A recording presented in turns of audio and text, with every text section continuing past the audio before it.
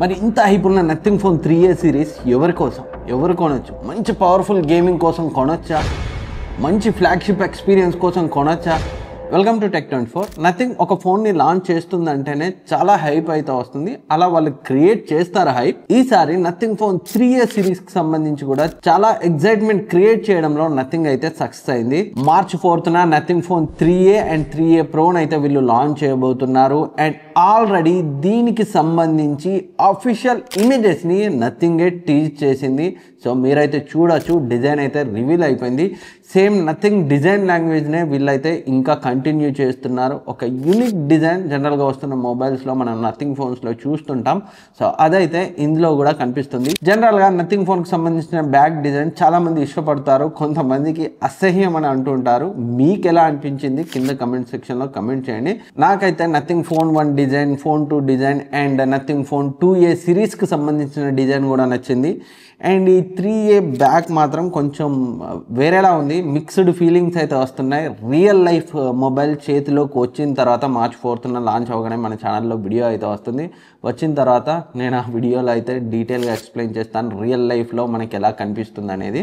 Already nothing phone 3A and 3A ప్రోకి సంబంధించిన specifications అయితే leak అయ్యాయి. ఆల్మోస్ట్ ఎక్కువ స్పెక్స్ని నథింగే అఫీషియల్గా కన్ఫర్మ్ చేసింది. And nothing phone 3A and 3A pro రెండు కూడా సేమ్ డిజైన్ తోటే రాబోతున్నాయి. అండ్ డిస్ప్లే కూడా రెండిట్లో సిమిలర్ గానే ఉండబోతుంది. రెండిట్లో 6.7 inch full HD plus 120Hz refresh rate ఉన్న AMOLED డిస్ప్లే అయితే ఉండబోతుంది. అది కూడా ఫ్లాట్ డిస్ప్లే, కర్వ్డ్ డిస్ప్లే అయితే కాదు. అండ్ రెండిట్లో కూడా 5000 mAh battery, 50 watt fast charging support ఉంటుంది. బాక్స్ లో చార్జర్ అయితే ఎక్స్పెక్ట్ చేయకండి.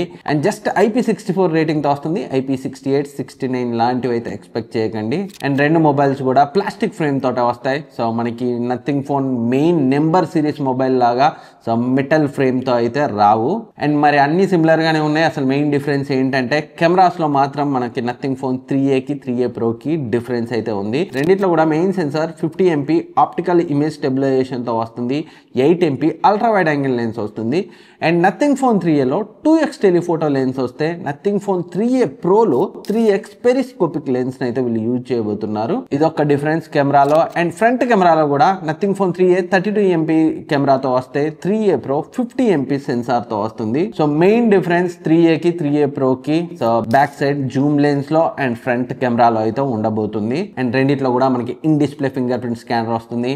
అండ్ రెండిట్లో కూడా నథింగ్ ఫోన్స్ లో మనకి కనిపించే LED లైట్స్ బ్యాక్ సైడ్ అయితే కనిపిస్తాయి. అండ్ ప్రైసింగ్ గురించి మాట్లాడుకుంటే నథింగ్ ఫోన్ 3A నా ఎక్స్పెక్టేషన్ బ్యాంక్ డిస్కౌంట్ కలుపుకొని ఒక 2 to 3,000 అటు ఇటుగా 25,000 లో వస్తుంది.